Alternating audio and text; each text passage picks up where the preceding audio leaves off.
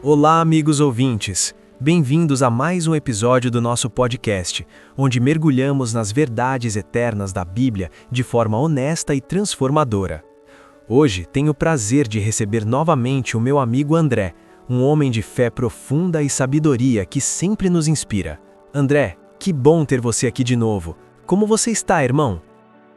Ah, Lucas, que alegria estar de volta. Estou bem, graças a Deus, e animado para essa conversa. Um abraço para você e para todos que estão nos ouvindo aí do outro lado. Vamos tornar esse tempo especial, né? Com certeza. O tema de hoje é a parábola das 10 virgens, em Mateus 25. Antes de entrarmos no coração do assunto, André, que tal você nos guiar em uma oração para preparar nossos corações? Claro, Lucas. Vamos orar juntos. Pai Celestial, Senhor soberano de todas as coisas, reconhecemos Tua presença aqui e agora, enchendo este espaço com Tua glória eterna. Sabemos que a batalha espiritual ao nosso redor é feroz, como sombras que tentam ofuscar a luz, mas declaramos que Tua verdade prevalece, que Tua luz dissipa as trevas e que nossa fé em Ti nos torna mais que vencedores. Protege-nos, ó Deus, com Teu escudo, concede-nos discernimento para ver além do visível, sabedoria para trilhar Teus caminhos e paz que excede todo entendimento em meio às tormentas. Intercedemos pelos nossos ouvintes, Senhor, por aqueles que enfrentam lutas diárias, carregando pesos que parecem insuportáveis, por quem lida com dúvidas que questionam a fé, por quem sente medos que paralisam o coração, por suas famílias que precisam de unidade e amor e por seus caminhos, que sejam iluminados pela Tua direção. Convido cada um que nos ouve a abrir o coração agora, Senhor, para receber a mensagem que preparaste para nós neste episódio. Tudo isso pedimos no nome poderoso de Jesus. Amém. Amém. Que oração tocante, André. Sabe, amigos, se você está gostando desse conteúdo que nos edifica e nos aproxima de Deus, não esqueça de se inscrever no canal para não perder os próximos episódios, curtir este aqui e compartilhar com alguém que precisa ouvir isso hoje. Pode ser um amigo, um familiar, quem sabe não é exatamente o que eles precisam. Exato, Lucas. Compartilhar é uma forma de semear a palavra, né? Vamos ao tema agora. Vamos lá. Para contextualizar, André, a parábola das 10 virgens está em Mateus 25, de 1 a 13. Jesus compara o reino dos céus a 10 virgens que pegaram suas lâmpadas e saíram ao encontro do noivo. 5 eram prudentes, levando azeite extra. 5 eram insensatas, sem reserva. O noivo demorou, todas dormiram e à meia-noite veio o grito: "Aí vem o noivo!" As prudentes entraram na festa, mas as insensatas foram comprar azeite e encontraram a porta fechada. Por que Jesus usou essa imagem tão viva e impactante para falar da sua volta? Ótima pergunta, Lucas. Jesus era mestre em usar elementos cotidianos para revelar verdades profundas, e aqui ele se inspira nos costumes judaicos de casamento. Naquela época, o noivo chegava de surpresa, muitas vezes à noite, e as virgens, que eram como damas de honra, esperavam com lâmpadas acesas para iluminar o caminho até a casa da noiva. Era uma celebração cheia de expectativa e alegria, mas Jesus transforma isso em uma lição sobre o reino. O noivo é ele mesmo, retornando para buscar sua noiva, a igreja. O contexto é o discurso escatológico de Mateus 24 e 25, onde Jesus alerta sobre os sinais do fim dos tempos, falsos profetas e a necessidade de vigilância. Ele quer nos mostrar que a espera pela sua volta não é passiva, é uma jornada de preparação espiritual, porque ninguém sabe o dia nem a hora. Interessante esse pano de fundo histórico. Agora vamos ao cerne. Quem são essas 10 virgens? Todas eram virgens, todas tinham lâmpadas. O que isso nos diz sobre a aparência versus a realidade espiritual? Ah, Lucas, isso é crucial. As virgens representam pessoas que professam fé em Cristo. Todas aparentam pureza e dedicação, como membros de igreja que vão aos cultos, cantam louvores e parecem cristãos. As lâmpadas simbolizam a profissão de fé externa, algo visível, mas o divisor de águas é o azeite. 5 eram prudentes, com reservas, 5 insensatas, sem. Isso nos ensina que nem todos que dizem Senhor, Senhor entrarão no reino. É como em Mateus 7, 21 e 23.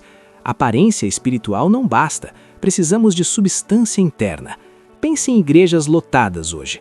Muitos têm a lâmpada da religiosidade, mas sem o azeite do Espírito Santo é só forma sem poder. Profundo. E o azeite, André? Muitos interpretam como o Espírito Santo. Você concorda? Como isso se aplica na prática? Sim, Lucas, o azeite é um símbolo rico na Bíblia, usado para ungir reis, profetas e sacerdotes, representando a presença e o poder de Deus.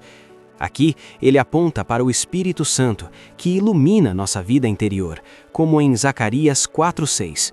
Não por força nem por violência, mas pelo meu Espírito. Mas vai além. É a intimidade com Deus cultivada diariamente através da oração, meditação na palavra, obediência e frutos do Espírito. O mais impactante é que o azeite não pode ser emprestado.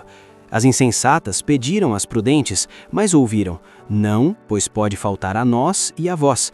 Isso grita que salvação é pessoal. Ninguém pode transferir sua relação com Deus. Pais não salvam filhos só por orarem por eles. Pastores não garantem a entrada no céu para o rebanho. Cada um precisa encher seu próprio vaso. Na prática, isso significa priorizar tempo com Deus agora, não deixar para amanhã. Se você está ouvindo e sente que sua reserva está baixa, comece hoje. Leia a Bíblia, ore, busque comunhão genuína. É isso que nos mantém acesos quando a noite escurece. Isso realmente nos faz pensar, André. Mas me permita uma pergunta que sempre surge nessas discussões. Se a Bíblia ensina que a salvação é pela graça, mediante a fé, e não por obras, como em Efésios 2, 8, 9, por que a atitude das virgens, essa preparação ativa, faz tanta diferença na parábola? Não parece uma contradição, como se o mérito humano decidisse tudo? Que pergunta excelente e provocativa, Lucas. Ela vai ao coração da teologia bíblica e pode impactar profundamente quem nos ouve. Vamos esclarecer com clareza e amor. A salvação é, sim, unicamente pela graça de Deus, mediante a fé em Jesus Cristo. Não há nada que possamos fazer para merecê-la. É um dom gratuito, como um presente que recebemos sem pagar. Mas as obras, ou no caso da parábola, a atitude de preparação, não são a causa da salvação. Elas são a evidência dela. Tiago 2,17 nos diz que a fé sem obras é morta, ou seja, uma fé genuína naturalmente produz frutos visíveis. Não é que as virgens prudentes ganharam a entrada por seu esforço, é que sua preparação revelava uma fé viva, autêntica. Pense no paralelo espiritual. As 5 virgens prudentes agiam como uma noiva fiel e perseverante, vivendo em expectativa constante do noivo. Elas se preparavam diariamente, enchendo o vaso com azeite, porque criam de verdade que ele voltaria a qualquer momento. Essa vigilância não era um fardo, mas uma expressão de amor e confiança na promessa dele. Já as 5 insensatas viviam como se o noivo nunca fosse voltar de fato, demonstravam descuido e negligência espiritual, com uma fé apenas aparente, superficial. Elas saíram com as lâmpadas, mas sem reserva, e o descuido as pegou de surpresa quando o grito soou. A diferença não está em mérito humano, irmão, está na postura do coração diante da graça. As prudentes respondiam à graça com perseverança e um relacionamento genuíno com o noivo, permitindo que o Espírito Santo as guiasse dia a dia. As insensatas, por outro lado, recebiam a graça, mas não a cultivavam, resultando em uma lâmpada que se apagava na hora crítica. E isso nos exorta. Examine sua fé hoje. Ela produz vigilância e intimidade ou é só uma casca vazia? Deus nos chama a uma fé que transforma, não por obrigação, mas por gratidão à sua graça imerecida. Uau, isso toca no coração.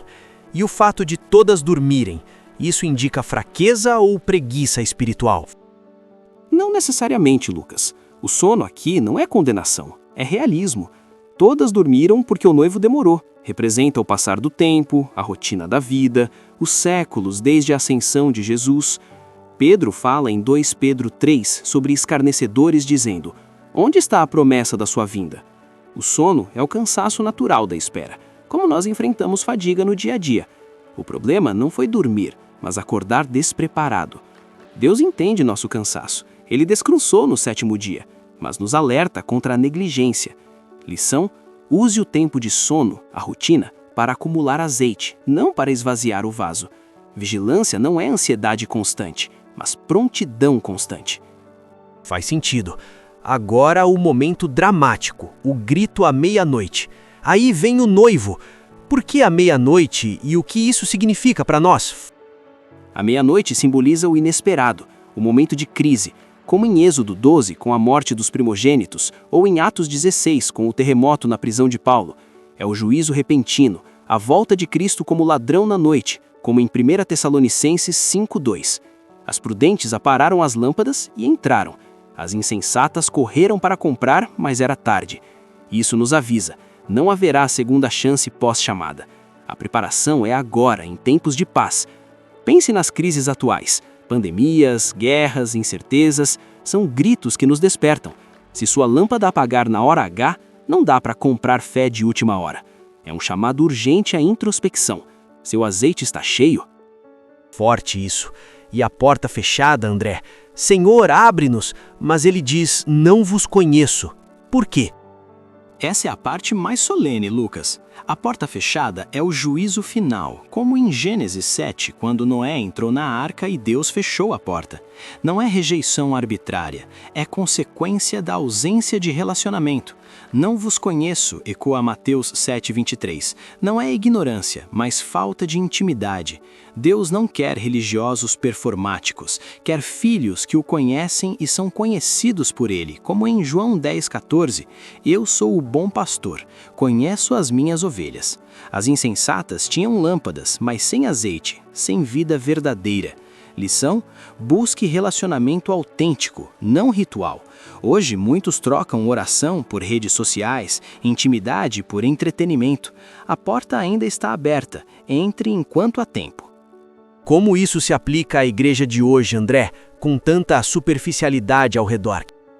Perfeitamente, Lucas. Vivemos tempos de cristianismo light, igrejas cheias de eventos, mas vazias de profundidade. Fé baseada em emoções, não em compromisso.